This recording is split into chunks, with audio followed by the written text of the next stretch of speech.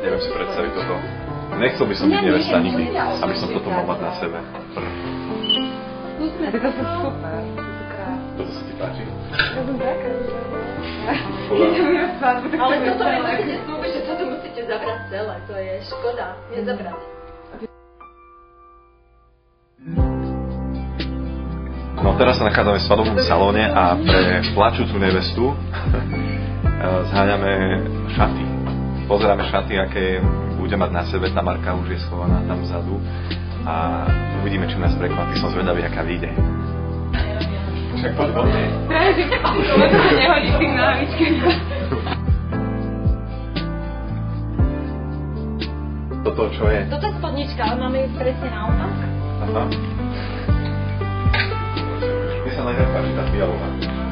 To je smutočná farba, ja by som nevypala k tomu fialovú. A tá zelená? Môžu to skúsiť.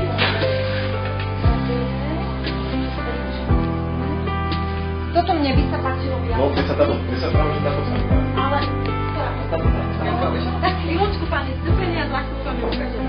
Vyzerajú zúfalí žení, čakajúci na nevestu. Bože, sú vlastní.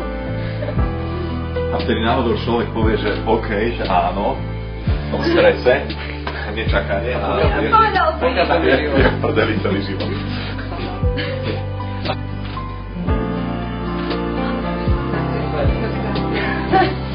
Keď je to na to prejde.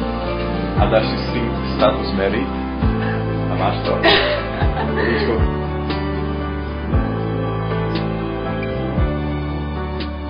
Vypadla mi jedna osoba v scenári, tak Tamarka povedala, že má jeden super tip, kamarátku, ktorá je celá opiercingovaná a že tá by sa nám do toho klipu hodila. Tak zistíme, či má čas a ochotu. A teraz volám sestra, lebo sa musí ešte nakontaktovať. Ale má takto rúžové, zelené, čierne vlasy. Babci, prosím ťa, mohla by si mi dať telefónne číslo na Ester? Alebo spýtam sa takto, ona má stále ešte farebné vlasy? Teraz je blondína. To nevadí, ak má piercing, tak to stačí. A má piercingy? Už iba v líci. To znamená, že iba jeden? Môže sa dať donútra ešte.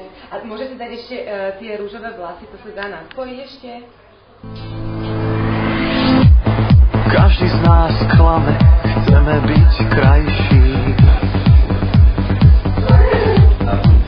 Skladáme slova, to vieš vedľajší. Pamätáš, koľko sme mali spol, čo sa s nimi stalo, je záhadou. Čas sa mám skrývať do vlasov. No, trochu mi prišlo do fľaše, lebo mi to nešlo, tak som si rozmazala make-up, dúfam, že to bude v pohode.